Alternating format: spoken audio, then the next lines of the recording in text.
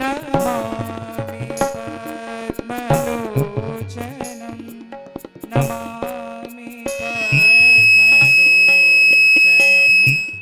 नमामि पद्मलोचनं करारविन्दभूधरं स्मितावलोकसुन्दरं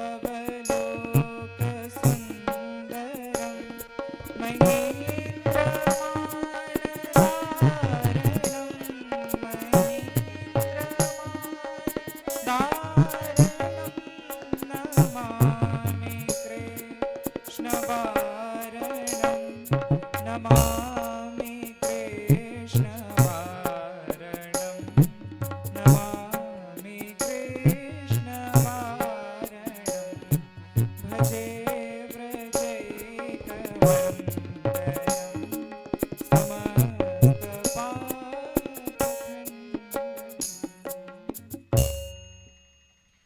अपने अंतःकरण की शुद्धि के लिए मन और वाणी को पवित्र करने के लिए 2-4 बार मिलजुल कर भगवान नाम संकीर्तन करें।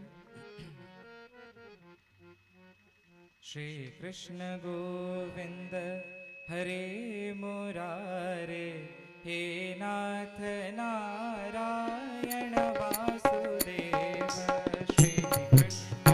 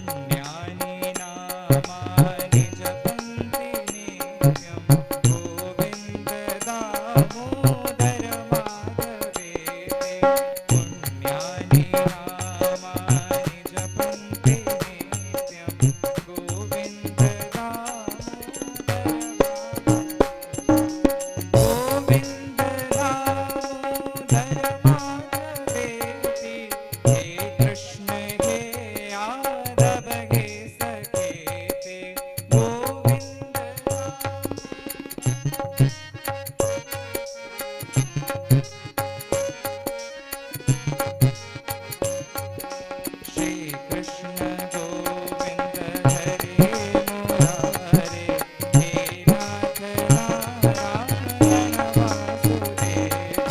श्री कृष्ण गोविंद हरे मुरारे, हे नाथ नारायण वासुदेव। श्री कृष्ण गोविंद हरे मुरारे, हे नाथ नारायण वासुदेव। श्री कृष्ण गोविंद हरे मुरारे, हे नाथ नारायण वासुदेव। हे नाथ नारायण वासुदेव। हे नाथ नारायण वासुदेव। हे नाथ नारायण वासुदेव। हे नाथ नारायण वासुदेव। बोलिए श्री वृंदावन बिहारी लाल की। जय हो। अपने सनातन धर्म का नारा उच्च स्वर में लगाएंगे। धर्म की, जय हो। अधर्म का, प्राणियों में सद्भाव न हो, विश्व का कल्याण हो, गौ हत्या, बंद हो। गौ माता की जय हो। बोलिए जगत गुरु शंकराचार्य भगवान की। जय श्री हो। जगदम्बा महारानी की। जय हो। श्री सुखदेव जी महाराज की। जय हो। श्री नर्मदा मैया की। जय हो। हर हर महादेव।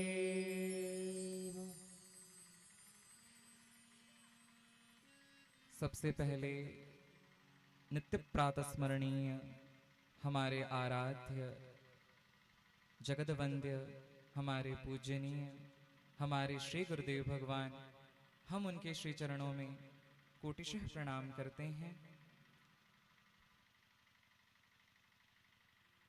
परम पूजनीय श्री दीदी जी के श्री चरणों में प्रणाम। परम आदरणीय श्री ब्रह्मचारी जी के श्री चरणों में प्रणाम। श्री भैया जी के श्री चरणों में प्रणाम। हमारे परम श्रद्धेय श्री कलाकार बंधु, स्नेहास्पद हमारी बालिकाएं, आप सभी कथा रस रसिक श्रोता वृंद महानुभाव, माताएं, बहनें, बड़े हर्ष का विषय है कि हम सभी लोग यहाँ पर बैठ करके श्रीमद् भागवत जी की कथा श्रवण कर जा रहे हैं, सुनने जा रहे हैं।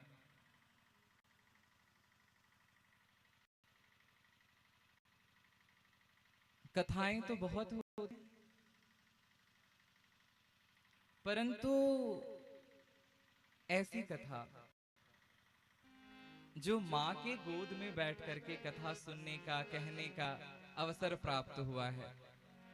हमारी माँ श्री नर्मदा महारानी, इनके अंक में बैठ करके कथा हम अपनी वाणी को पवित्र कर रहे हैं और आप अपने श्रवणपुट को यानी कान को पवित्र कर रहे हैं। बड़ा दिव्य महीना है ये, कार्तिक का महीना है और आज अष्टमी तिथि है, गोपाष्टमी है आज। कार्तिक को दामोदर मास भी कहते हैं क्योंकि ठाकुर जी की दाम वाली लीला इसी मास में हुई थी। जो उखल में मैया ने बांध दिया था भगवान कृष्ण को इसी महीने में, इसलिए इसे दामोदर मास कहते हैं। और इस महीने का तो अद्भुत महत्व है। श्रवण किया है हमने अपने बड़े जनों से कि इस महीने में अगर भगवान शालग्राम के सामने एक दीपक अर्पित करते हैं तो सहस्त्रों दीप के बराबर हो जाता है। और तुलसी के सामने दीपक जलाना चाहिए, नित्य प्रति सूर्योदय से पहले स्नान करना चाहिए। ये कार्तिक की विशेषताएं हैं। एक बड़ी सुंदर कथा ध्यान में आई अभी इसी कार्तिक के संदर्भ में कि सत्यभामा जी ठाकुर जी से कह रही हैं कि नाथ, जब कल्प वृक्ष पारिजात लेकर आए भगवान, तो भगवान ने आंगन में गाड़ दिया पारिजात को। माँ भगवान के चरण चापन कर रही हैं और बड़े मधुर शब्दों में पूछती हैं कि नाथ, मैं आपसे कुछ पूछना चाहती हूँ। तो ठाकुर जी बोले, हाँ हाँ पूछो, क्या बात है। सत्यभामा जी ने कहा कि मैंने ऐसा कौन सा पुण्य कर्म किया था जिसके फलस्वरूप आप मुझे मिले। आप मुझे मिले तो सही, परंतु आप मुझसे इतना अत्यधिक स्नेह करते हैं और स्वर्ग में जाकर इंद्र से लड़ाई करके ये पारिजात ले आए हमारे लिए, तो क्या कारण है। तो भगवान ने कहा कि पूर्व जन्म में एक देव शर्मा नाम के ब्राह्मण थे, तुम उनकी पुत्री थी, तुम्हारा नाम था गुणवती। उनके कोई पुत्र नहीं था, तुम्हारा उन्होंने विवाह किया और जो तुम्हारे पतिदेव थे वो तुम्हारे बड़े अनुकूल थे, तुम्हारी सारी बात मानते थे। एक बार देव शर्मा तुम्हारे पिता और तुम्हारे पति और तुम वन में जा रही थी और कुछ हिंसक पशुओं ने उन्हें खा लिया, तुम्हारे पति को और पिता को। जब खा लिया तो तुम बड़ी दुखी हुई और तुम वहीं जाकर के किसी देव मंदिर के निकट जाकर के एक दीपक बुझ रहा था और उस दीपक के लौ को तुमने आगे कर दिया, उठा दिया और भगवान से निवेदित किया, महाराज इस दीपक के जैसे हमने प्रकाश बढ़ाए हैं वैसे आप हमारे जीवन में भी प्रकाश बढ़ाइए। तो सत्यभामा जी, आप वही गुणवती कार्तिक के महीने में दीपक के लौ को उठाया था, इसलिए आप सत्यभामा बनी और हमारी अर्धांगिनी हुई। ये कार्तिक का महात्म्य है। इसलिए आप सभी आज से ही नित्य प्रति भगवान शालक ग्राम के सामने भगवती तुलसी के सामने दीपक अर्पित कीजिए, चढ़ाइए। और इस महीने में एक दीपक भी 1000 गुना दीपक के बराबर हो जाता है। आज गोपाष्टमी है, आज से ही भगवान ने गाय चराना प्रारंभ किया था और गाय चराना प्रारंभ किया भगवान ने, लेकिन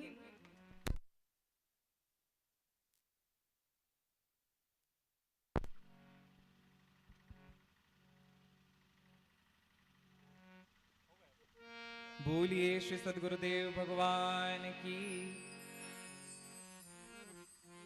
हमारे भारतवर्ष में गायों की बड़ी दुर्दशा है। गायें जहां तहां कट रही हैं, लेकिन ऐसा नहीं होना चाहिए।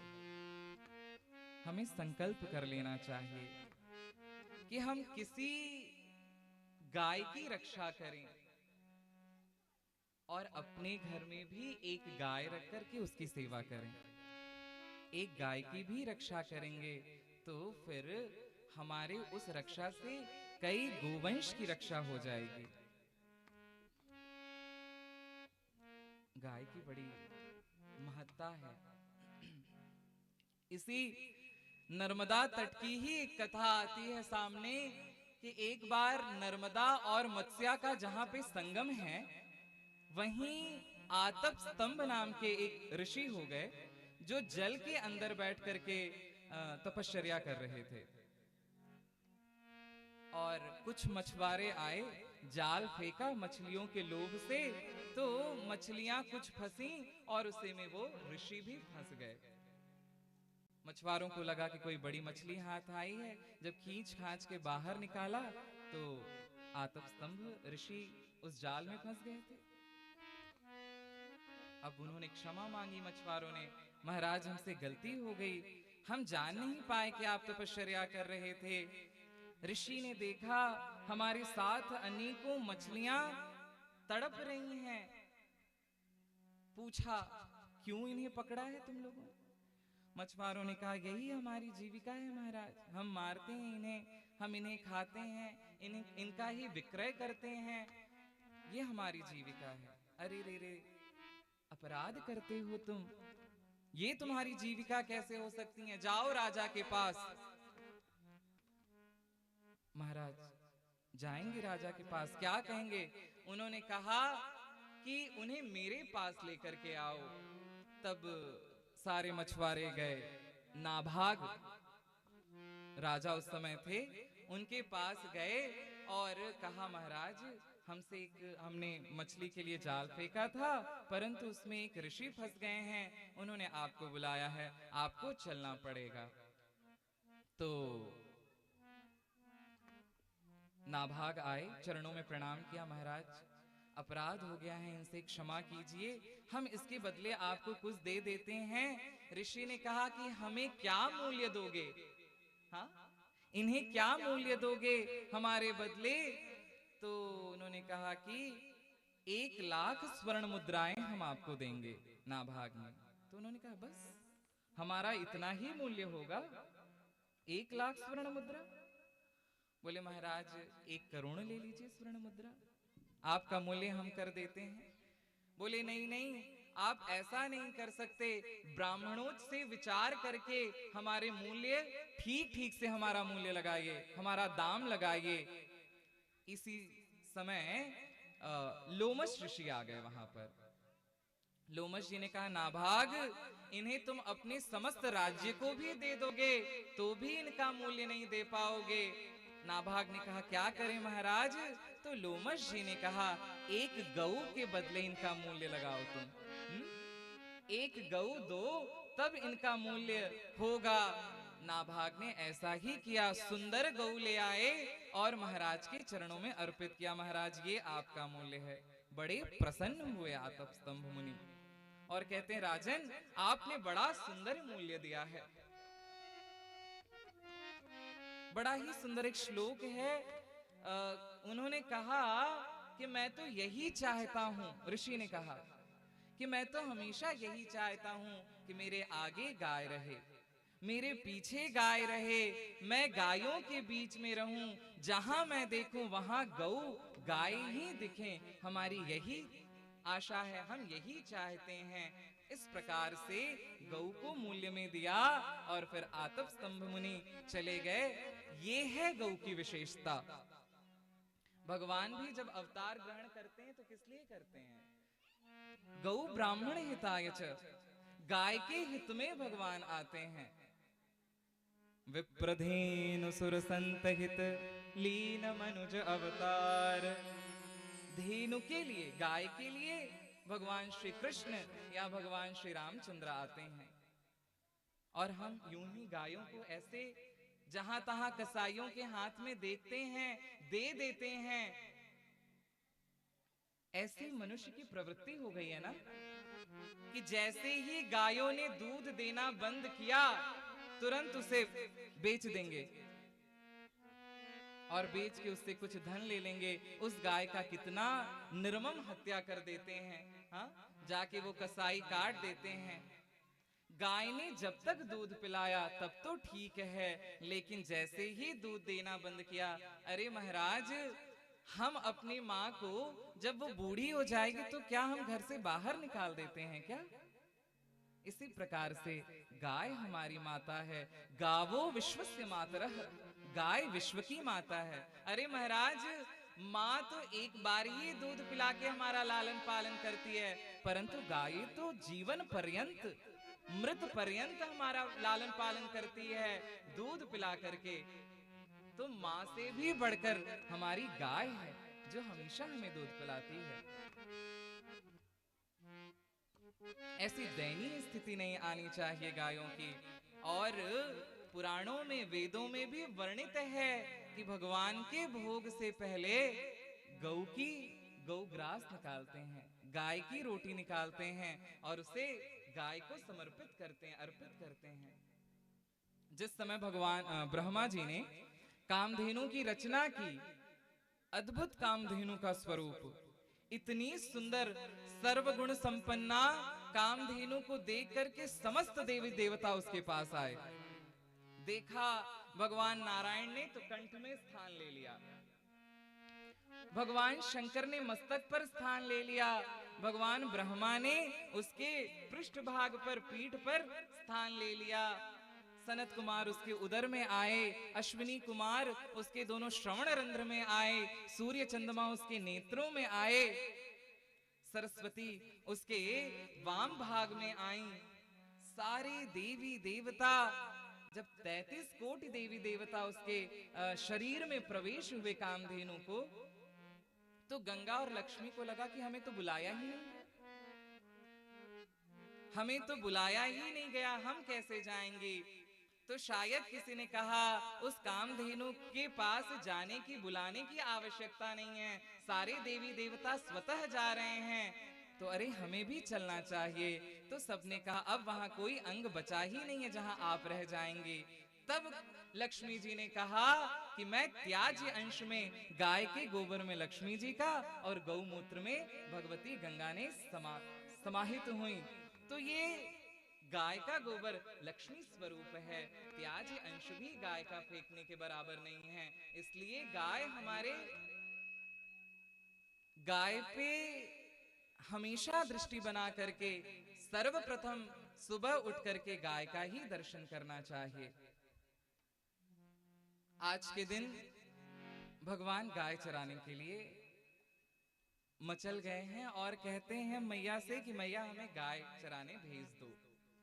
तो यशोदा मैया ने कहा तुम इतने छोटे हो, गाय चरा पाओगे क्या? तो ठाकुर जी तो सब जानते थे, अरे हाँ हाँ हम गायों को चरा लेंगे, बछड़ों को चराने जाएंगे, कुछ कृपा कीजिए मैया। तो मैया ने कहा शुभ मुहूर्त देख करके हम तुम्हें गाय चराने के लिए भेजेंगे। तो भगवान को लगा कि ये तो जाने नहीं देंगी, कार्तिक का इतना शुभ महीना है, आज अष्टमी है, हमारा जन्म नक्षत्र है, आज तिथि है हमारी, आज अष्टमी तिथि को ही भगवान का जन्म हुआ है, तो आज बड़ा शुभ दिन है, आज ही गाय चराने चलेंगे। अभी ध्यान कर ही रहे थे कि इतने में ही गर्गाचार्य जी आए। तो गर्गाचार्य जी आए जब, तो यशोदा जी ने कहा आप आ ही गए हैं बाबा, तो एक सुंदर शुभ मुहूर्त देख लीजिए, उसी दिन से हम लाल जी को गाय चराने के लिए भेजेंगे।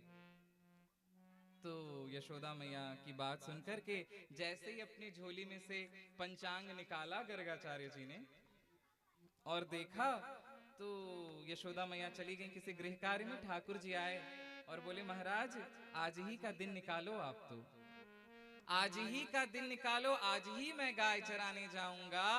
तो गर्गाचार्य जी मुस्कुराए और कहते हैं ठीक है। अरे यशोदा सुनो, आज का दिन बड़ा शुभ है, आज अष्टमी तिथि है और आज लाल जी को गाय चराने के लिए भेज दीजिए।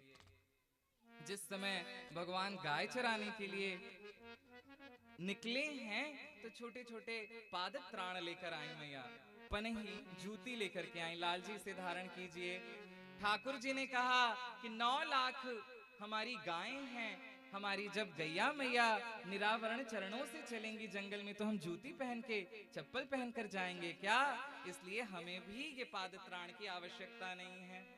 और भगवान चले जा रहे हैं, अद्भुत शोभा हुई। श्री छीत स्वामी जी कहते हैं अष्टछाप के कवियों में, आगे गाय पाछे गाय, आगे गाय पाछे गाय, इत गाय उत गाय, इत गाय उत गाय, जित देखूं तित गाय माई रे, आगे गाय पाछे गाय, आगे गाय पाछे गाय। भगवान के आगे आगे गाय, भगवान के पीछे गाय, जित देखूं तित गाय मायरी। गोविंद को गायन बीच ही बसिबो, भगवान को गायों के बीच में ही बसना भाता है, इसलिए आगे गाय पाछे गाय। और ऐसी शोभा होती है भगवान के वृंदावन में, जब गाय चराते हैं तो जिस समय वर्षा होती है, आनंद वृंदावन चंपू में संकेत करते हैं कि जिस समय वर्षा होती है तमाम गायें आती हैं और वर्षा के समय हवा चलती है तो भगवान को ठंड लगती है। कदाचित अगर अपना भगवान ओढ़ने के लिए कंबल न लाए हों तो वो गायें क्या करती हैं, एक पंक्ति बनाकर बैठ जाती हैं, मंडलाकार गोल गोलाई में बैठ जाती हैं, बीच में ठाकुर जी हो जाते हैं और जो गायों का बड़ा बड़ा गर कंबल है वो भगवान के श्री अंग पर स्पर्श करते हैं। यानी भगवान ने गायों का ये जो गर कंबल होता है ना सामने, उसी को ओढ़ करके भगवान गौचारण करते हैं, वर्षा से अपनी रक्षा करते हैं। इसलिए जित देखो तित गाय माए रे, इत गाय उत गाय, जहां तहां गाय ही गाय है। भगवान को बड़ी प्रिय है गाय।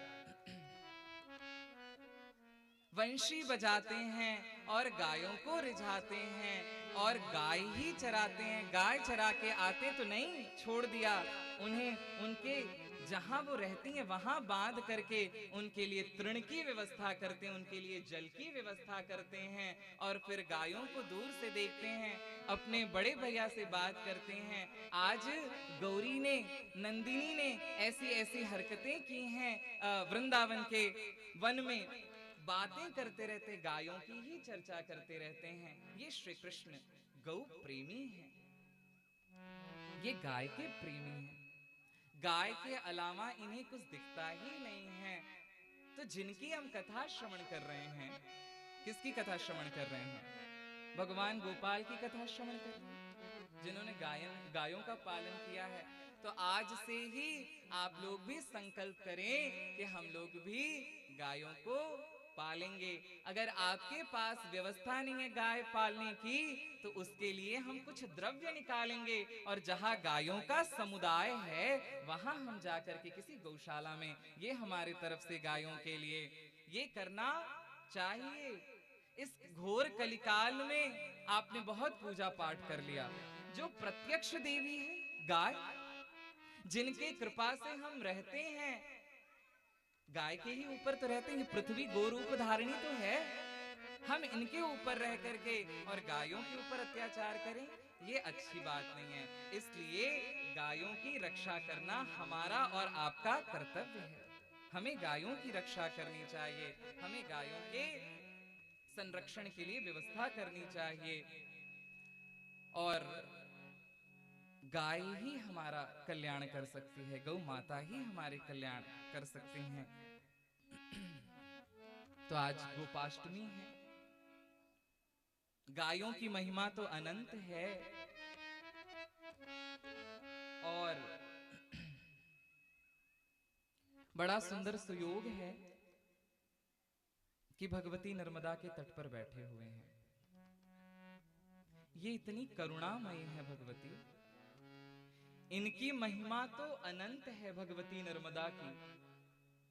इनके महिमा को अगर जानना है तो मार्कंडेय जी से पूछ लें। भगवती नर्मदा जो भगवान शंकर की पुत्री हैं, आप तो सभी जानते हैं भगवान शंकर की पुत्री हैं।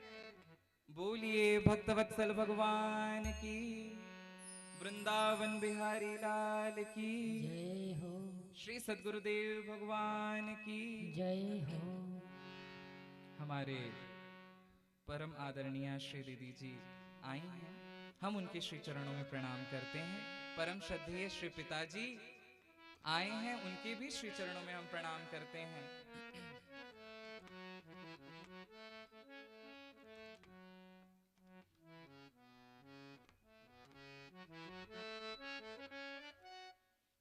बोलिए भक्तवत्सल भगवान की। जिस समय भगवती नर्मदा प्रकट हुई, अद्भुत स्वरूप है। कैलाश शिखर पर जब आई वो तो बड़े बड़े देवताओं ने देखा, असुरों ने देखा, उनके मन में इच्छा हुई कि ये हमें मिलनी चाहिए, हमें ये प्राप्त हो जाए। तो भगवान शंकर के पास आए देवता और असुर भी आए। महाराज अगर आपकी कृपा हो तो हम इनका वर्ण कर लें, हम इन्हें चाहते हैं। तो भगवान शंकर मुस्कुराए और बोले कि अगर जिनके पास ये चलकर आ जाएं तो ये नर्मदा उनकी हुई। तो जब बड़े बड़े देवता असुर गए इनके पास इन्हें प्राप्त करने के लिए, तो ये तुरंत बिजली की तरह कभी उधर दिखाई देती, जब वहां दौड़ के पकड़ने जाते तो कभी इस तरफ दिखाई देती, और बड़े सुंदर अपने दंत पंक्तियों को दिखाते हुए मधुर हास्य करते हुए कहती हैं कि आप हमें पकड़ना चाहते हैं, देखो मैं इधर हूं, जब इधर देखते तो देखो मैं इधर हूं। ऐसे करते करते हास्य हंसती हैं, ये देख करके भगवान शंकर को बड़ा आनंद होता है, इसलिए इनका लोगों ने नाम नर्मदा रख दिया। नर्म माने प्रसन्नता, इन्हें देखकर जिन्हें प्रसन्नता हो वो है नर्मदा। नर्म सुखम ददाति इति नर्मदा, जो सबको सुख देने वाली हैं, जो सबको प्रसन्न करने वाली हैं, वो है नर्मदा। ये है। और युधिष्ठिर जी महाराज बड़ी पुराणों की कथा सुनते हैं मार्कंडेय ऋषि से, और कहते हैं महाराज आप कुछ नर्मदा जी के, जैसे ही नर्मदा नाम अभी नकार सुन ही लिया कि तुरंत समाधि लग जाती है और उनको याद आ जाती है नर्मदा जी की। इनका एक नाम अमृता भी है, शर्मदा भी इनका नाम है, वर्मदा भी इनका नाम है। आप पढ़ते हैं ना, सविंदु सिंधु शुष्कलत तरंग बंधु, वर्मदे शर्मदे नर्मदे। हाँ, तो युधिष्ठिर जी ने कहा महाराज अच्छा ये बताइए कि आप तो अमर हैं और प्रलय में भी आपका लय नहीं होता, आप जाते नहीं, तो आपके साथ और कौन रहता है? आपने प्रलय तक किसका किसका दर्शन किया है? हाँ, जो कल्प कल्पों तक रहे। तब श्री मार्कंडेय जी महाराज कहते हैं कि मैंने जिनका दर्शन किया वही हमारी आराध्या श्री नर्मदा है। मैंने देखा 7 कल्प तक तो मैंने उनका दर्शन किया। एक आर्णव के जल में बड़ी सी नौका पर भगवती नर्मदा भगवान शंकर के वेश में घुटनों के बल बैठी हुई हैं, और मैंने वहां उनका दर्शन किया है। और किसका दर्शन किया? तो कहते हैं मनु महाराज का दर्शन किया। तो ये नर्मदा 7 कल्पों तक तो कौन दर्शन कर रहा है? मार्कंडेय जी। ये कभी जाने वाली नहीं है पृथ्वी से। ये किस लिए आई हैं? हमारा और आपका कल्याण करने के लिए आई हैं ये नर्मदा। ये गंगा से भी पूर्व हैं, ये आदि हैं, ये आदि गंगा हैं। कहते हैं पुण्या कनखले गंगा कुरुक्षेत्रे सरस्वती ग्रामे वा यदि वारण्ये पुण्या सर्वत्र नर्मदा।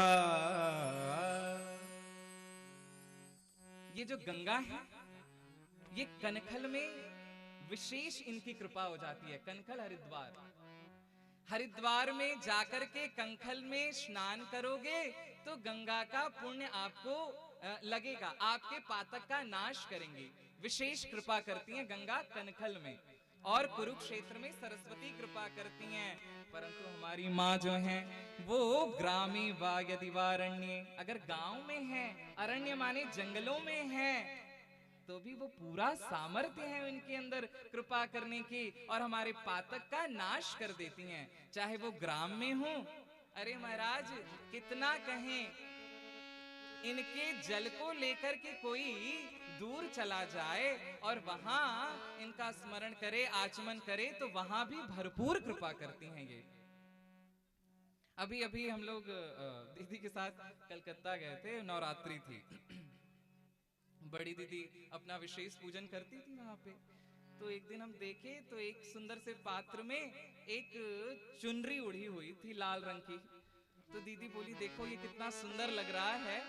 तो हम बोले कि कौन है? बोली ये नर्मदा जी हैं। दीदी बात नर्मदा जी का भी पूजन करती हैं, जब कहीं बाहर जाती हैं तो यहाँ रहती हैं तो प्रत्यक्ष दर्शन होता ही है।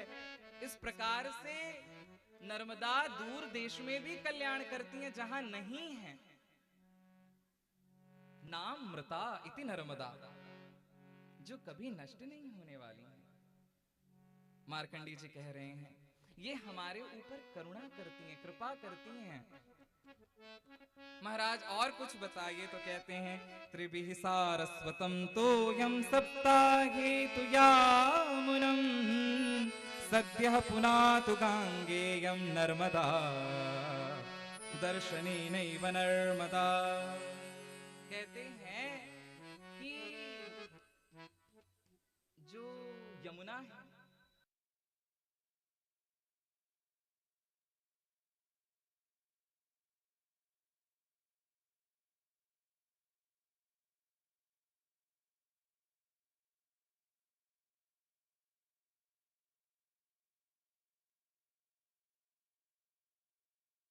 यानी यहाँ सरस्वती गंगा या यमुना से नहीं, उनके श्री विग्रह से नहीं, उनके जल से यहाँ पे उनकी महत्ता का। तो कहते हैं कि सरस्वती 3 दिन में पवित्र करती हैं, उनका जल 3 दिन में पवित्र करता है। और सप्ताहे तो यामुनम, यमुना का जल सप्ताह में पवित्र करता, 1 सप्ताह स्नान करे तो पवित्र कर देगा। सद्यः पुनातु गांगेयम, और तुरंत स्नान करने पे भगवती गंगा पवित्र कर देती हैं। परंतु दर्शनानैव नार्मदम, गंगा नर्मदा का जल का दर्शन करने मात्र से ही सारे पातक दूर हो जाते हैं। हा? इनके स्नान करने की आवश्यकता नहीं है, इनका तो दर्शन मात्र ही केवल हमारे कल्याणकारी। एक दीदी लोगों के ही मुखारविंद से श्रवण किया है कि परिक्रमा करते हैं ना मार्कंडे जी, तो जो परिक्रमा करते हैं मार्कंडे जी तो कभी स्नान नहीं करते हैं,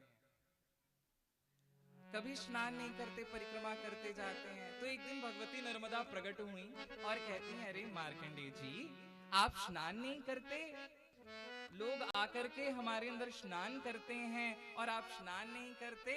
तो भगवान मार्कंडे जी ने कहा कि माँ, हमें तो आपको देखकर ही इतना सुकून मिलता है, हम आपका दर्शन ही कर लेते हैं, वही स्नान के बराबर हैं।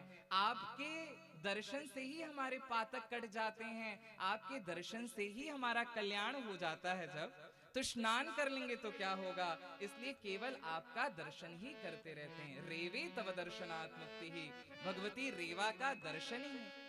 और आप सब तो परम सौभाग्यशाली हैं जो भगवती के सन्मुख ही विराजमान हैं, आप यहीं के निवासी हैं। आप तो मन से भी सोच लें तो भी इनके अंदर पूरा पूरा सामर्थ्य है आपका कल्याण करने में, और ये करती भी हैं। तो भगवती नर्मदा का इनका तो इतना महत्व है, कहते हैं उपोष्य रजनी में का कुलानाम तारयेत् क्षतम।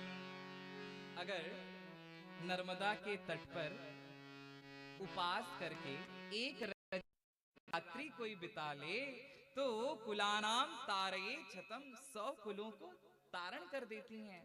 हाँ, उसको एकदम अपने धाम भगवान के धाम में भेज देती हैं। तो यहाँ रह करके हमें दीपदान करना चाहिए, हमें व्रत लेकर के इन्हीं की आराधना करनी चाहिए, हमको इनकी शरण में रहनी चाहिए। ये केवल कल्याण ही नहीं करती हैं, ये भगवान के श्री चरणों में प्रेरित भी करती हैं। जैसे मेरे ऊपर हमारा एक था यहाँ आने का और कथा कहने का, दीदी हमसे बोली चलो तुम्हारी कथा है, तो हम तो सीधे ही मना करते हम नहीं जाएंगे। तो फिर जैसे तैसे हमको लगा कि हमने बड़े के मतलब दीदी की बात को टाल दिया, हमने ना कह दिया, हम इन्हीं की शरण में आए। हम बोले नर्मदा जी अब आप ही कल्याण कीजिएगा हमारा, आप ही के धाम में आना है, मन बना दीजिए जैसे तैसे। बड़ी करुणा करती हैं, और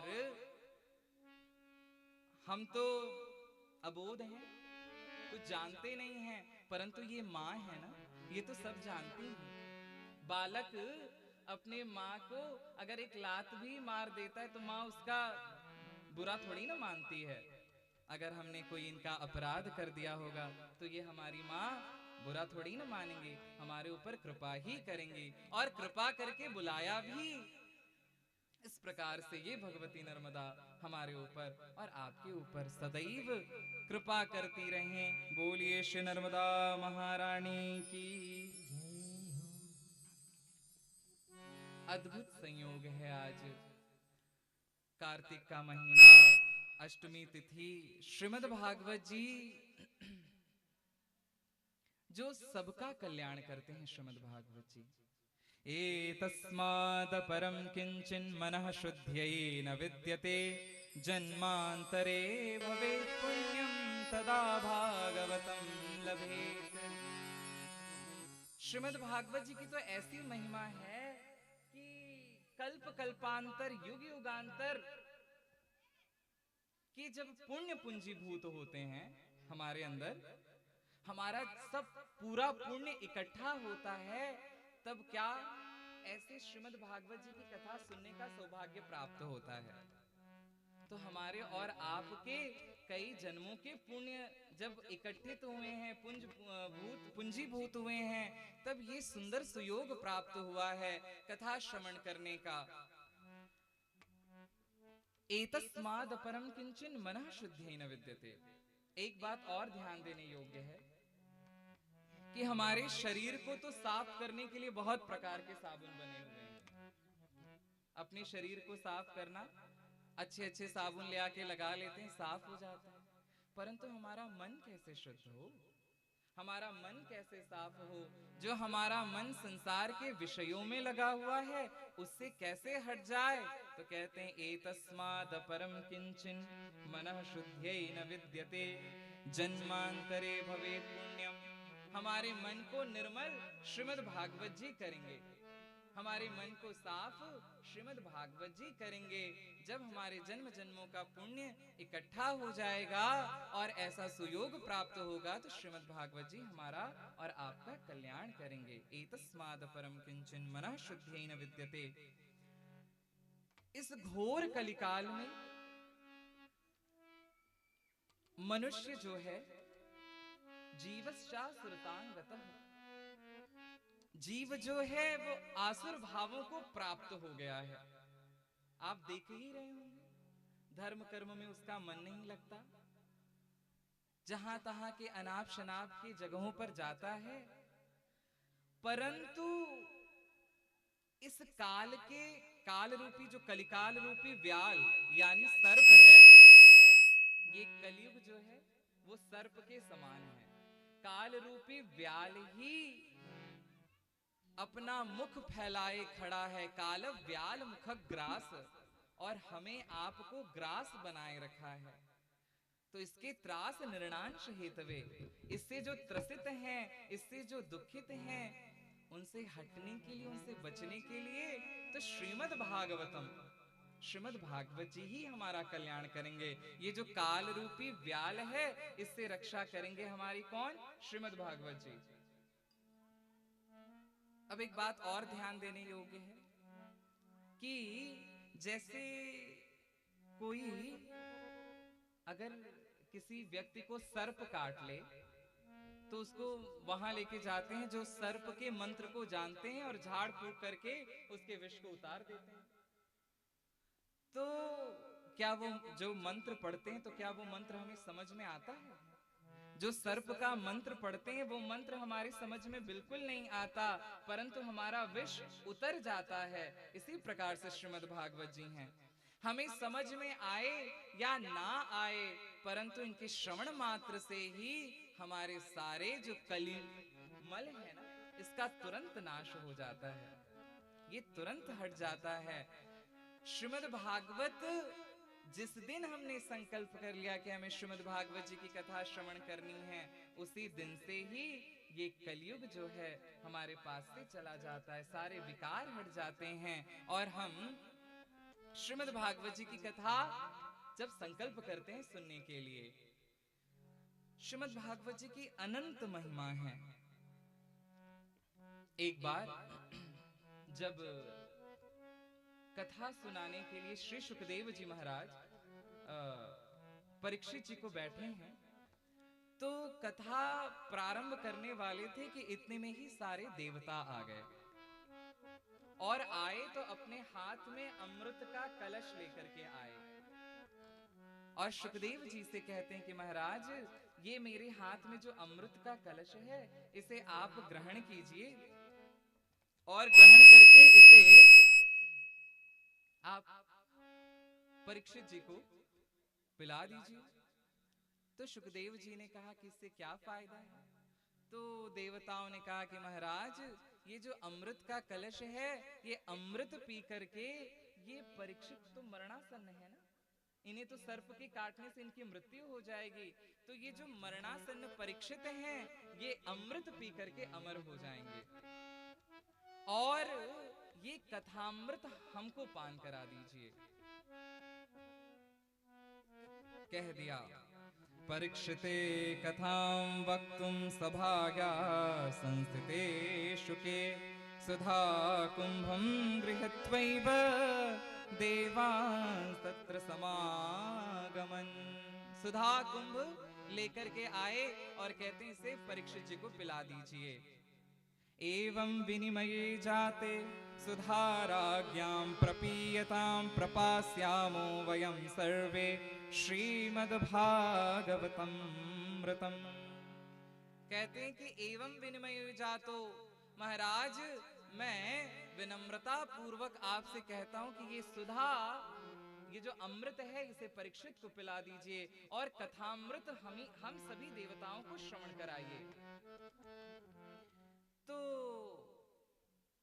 परीक्षित जी को तो बात समझ में नहीं आई, तो सुखदेव जी ने परीक्षित जी से कहा कि महाराज आपको कथामृत का पान करना है या फिर सुधा, ये जो अमृत है इसका पान करना जो देवता लोग आए।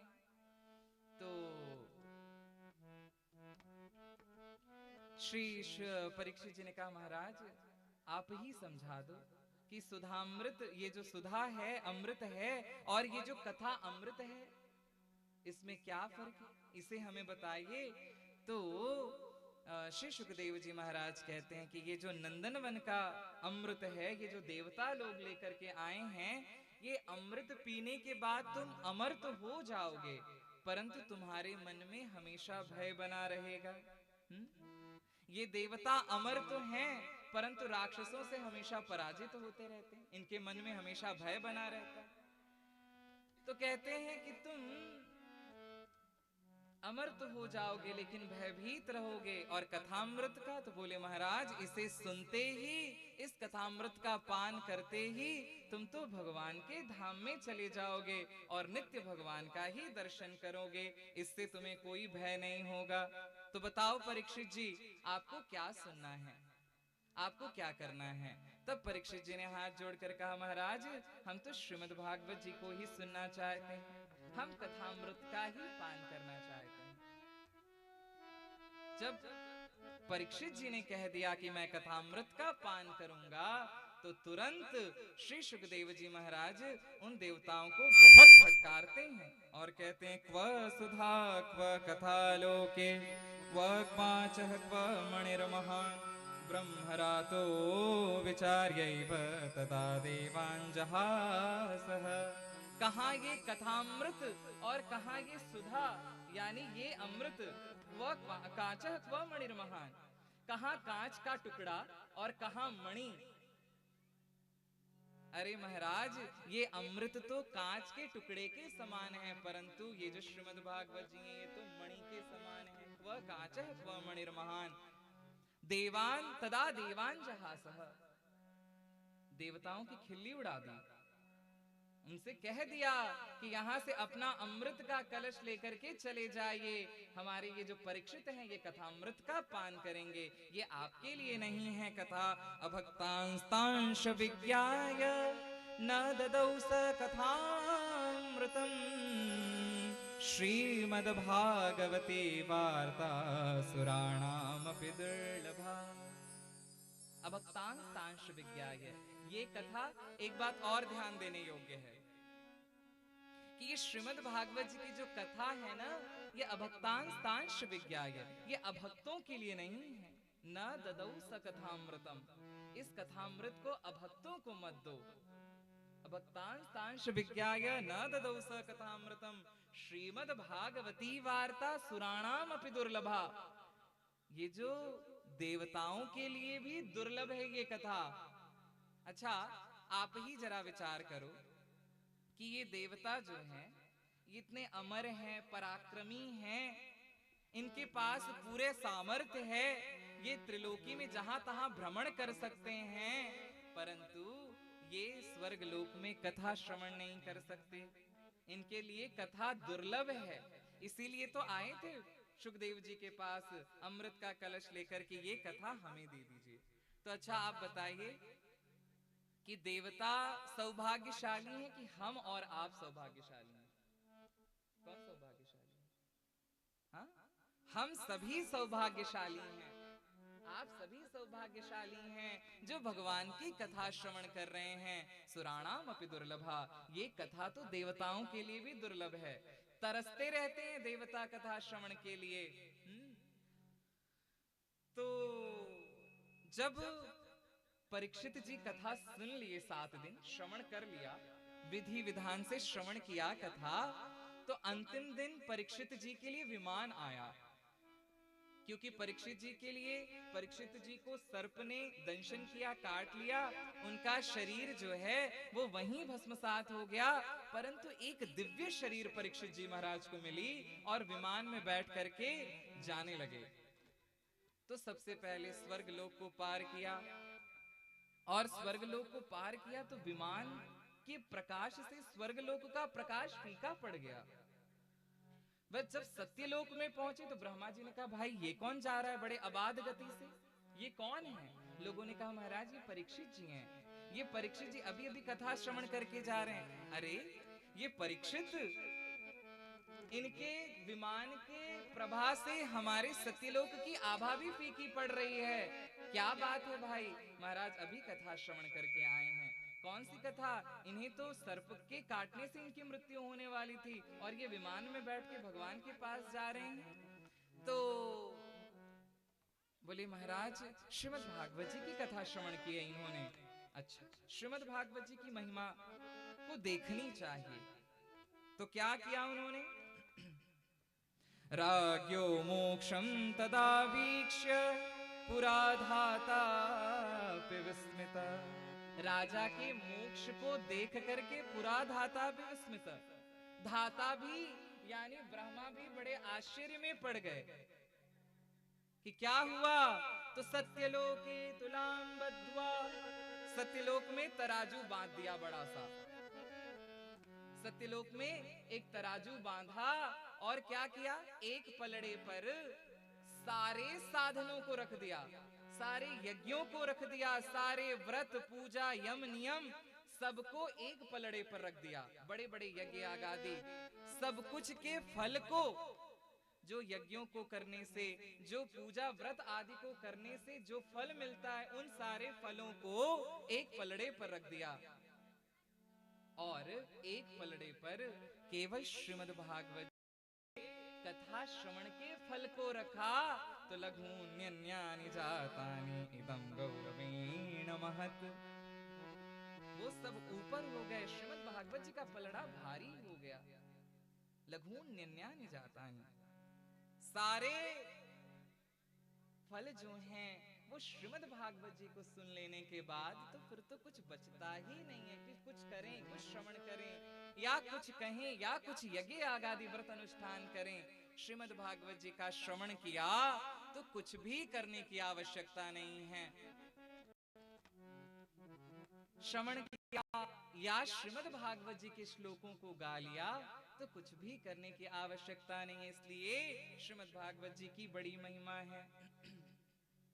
श्रीमद् भागवत जी के तो महात्म्य में पद्म पुराण में अलग महात्म्य है और श्रीमद् भागवत जी का महात्म्य स्कंद पुराण में बड़ा अलग है। सारे पुराणों में श्रीमद् भागवत जी के थोड़े थोड़े महात्म्य हैं। किन्हीं के प्रारंभ में महात्म्य है तो किन्हीं के जब समाप्ति होती है पुराणों की तो उसमें श्रीमद् भागवत जी का महात्म्य है। तो हमारे श्रीमद् भागवत जी कितने, हाँ, इनका कितना वर्चस्व है कि सारे पुराणों में इनका महात्म्य है, यानी सारे पुराणों ने